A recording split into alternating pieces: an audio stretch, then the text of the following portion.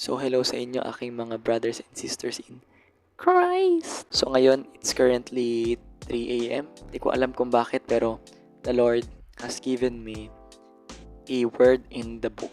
Sa book ng Luke. Tutulog na sana ako, pero ewan ko, hindi ako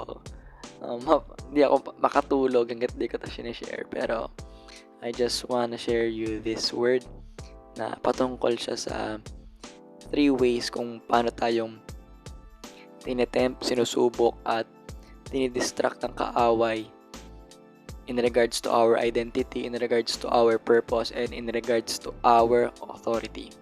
So, ang story na to ay makikita natin sa Luke chapter 4 verse 1 to 12.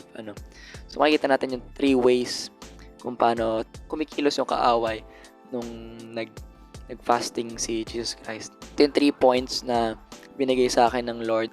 The enemy will try to emphasize or give emphasis to the desires of the flesh, as well as number 2, the enemy will try to give you great opportunities that will hinder you in doing what the Lord wants you to do, as well as number 3, the enemy will try to confuse you in regards to your identity and authority in Christ.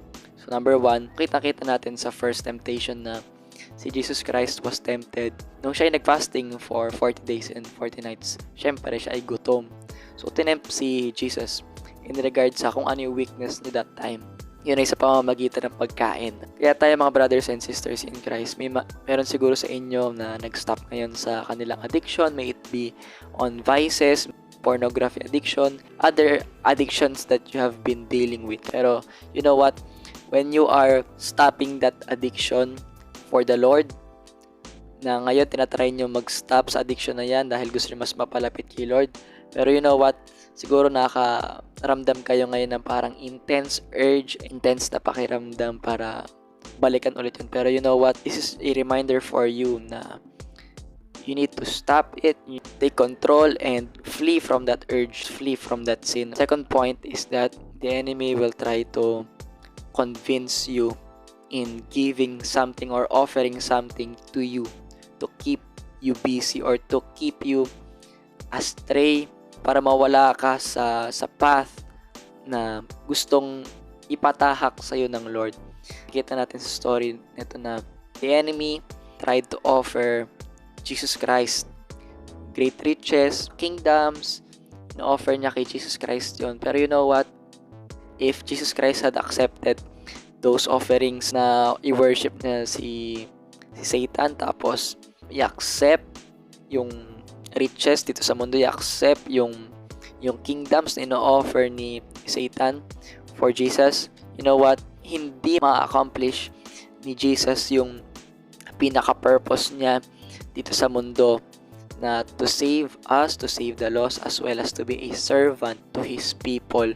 Imbes na siya ay makapaglingkod sa tao, ay siya pa yung paglilingkuran. Makikita niya sa story na yun na naging opposite, hinahadlangan talaga ni Satan na i-accomplish yung purpose ni Jesus Christ sa mundong ito by giving Him things that are good, things that are pleasing to the eyes, things that are sabihin na natin maganda sa buhay. Pero you know what, my brothers and sisters in Christ, be careful on such great opportunities, be careful on such great things, kasi may mga instances na yung mga bagay na yun di natin alam na baka galing na sa kaawa yun, baka yun ay ginagamit na para mahinder ka sa dapat mong gawin para sa Lord. Always be alert, always ask the Lord first before taking great opportunities. Okay? And lastly, number 3 is He will confuse you in terms of your authority and identity. Okay? So, makikita natin sa last part na sinabi pa doon ni Satan na kung ikaw nga ay anak ng Diyos, di ba? Na ikaw nga ay tumalon sa mataas na lugar na ito. And sabi sa Bible na ang angels ng Lord ay sasagipin ka from this kind of situation. You know what? Minsan kapag hindi natin alam fully ang ating identity, kapag minsan din natin talaga alam yung fully yung ating authority, The enemy will use that confusion for us to live a life that is misleaded, a life na talagang hindi sa plano ng Lord. And let us be careful, malaman lang natin ang ating totoong identity at ang ating totoong authority. It is by reading the word of the Lord. Para hindi ka malito kung ano ba talagang identity mo, kung ano ba talaga yung purpose ng authority mo. Read the word of the Lord so that you would not be confused, not be easily tempted, may not be distracted by things. Also, see if the opportunities that were given to you is from the Lord or not.